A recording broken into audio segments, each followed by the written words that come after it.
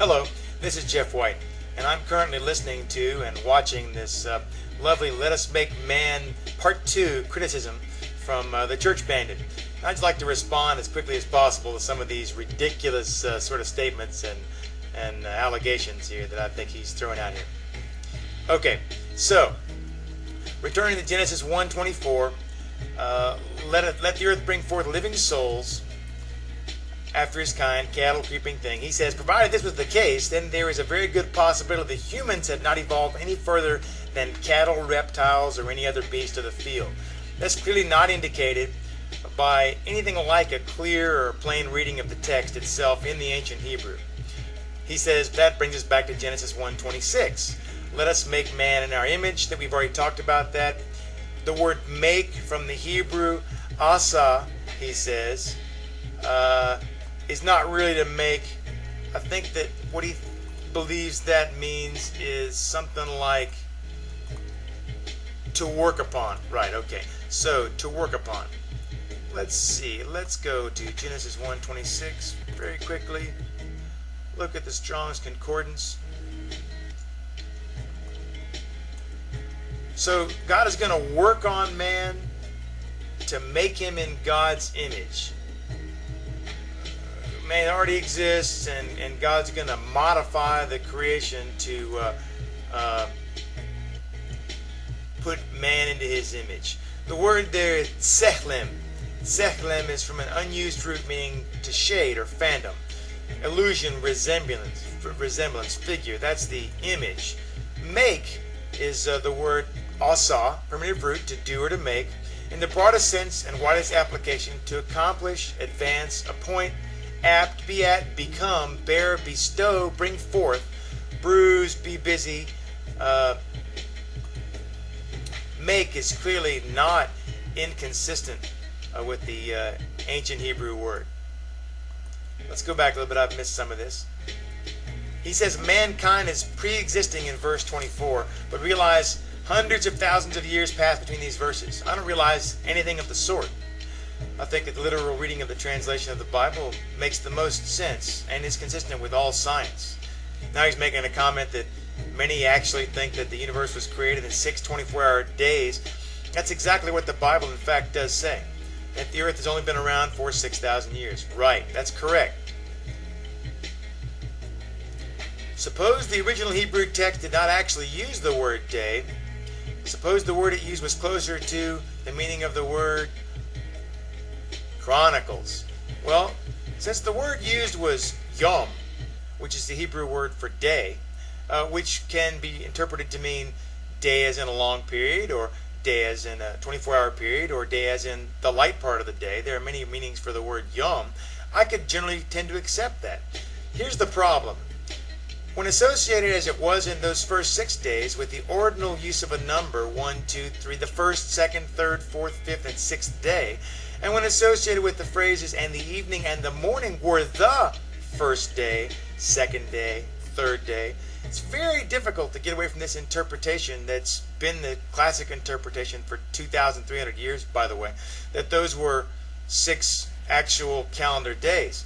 Only when Darwin's theory of evolution comes around does anybody begin to propose the meaning of the word yom as interpreted in Genesis chapter 1, anything other than a 24-hour day.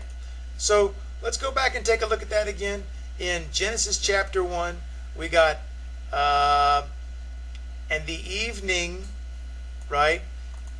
Strong's number 86153, dusk, day, or night. And the morning, that's the word boker, properly dawn or the break of day. So we have evening, echreb, which is dusk or night, and dawn, bocher, and the evening, echreb, and dawn or morning, bocher, were the first day. Now, who but a fool would misinterpret that to read anything besides a 24-hour period? But, alas, many do. I think they unseat themselves and they devalue Scripture by doing that. Now he points out the Genesis creation account is a summarized version from a much older Sumerian text called the 7 Tablets of Creation.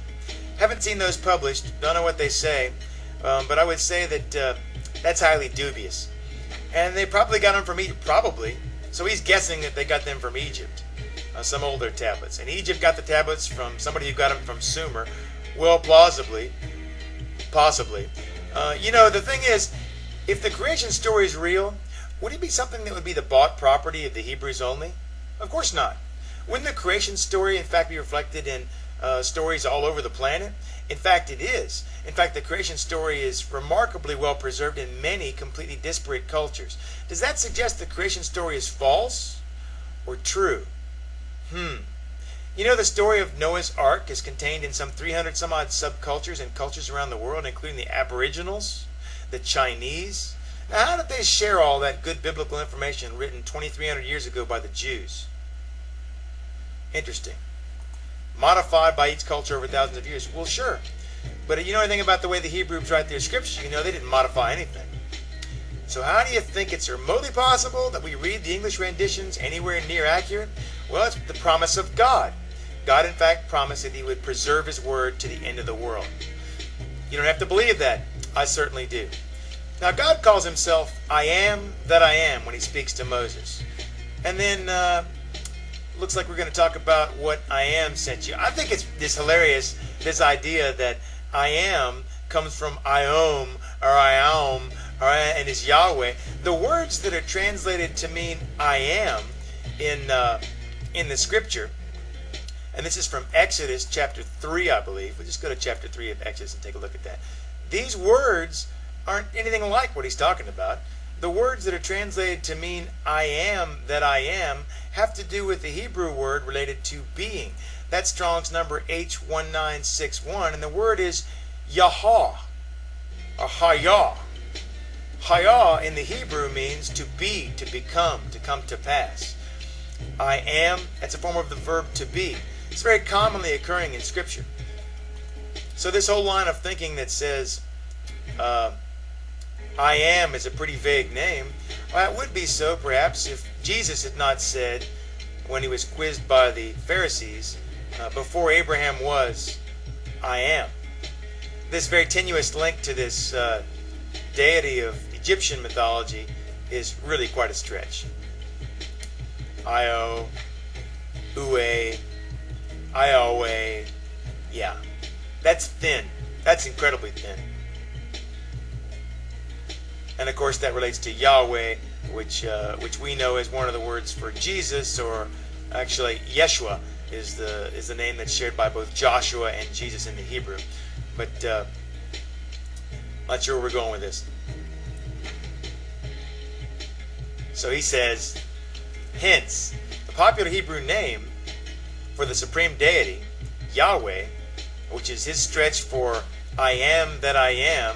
I think the word that the Hebrews used was Hayah, meaning to be, right? God said he was that he was. He's self-existing.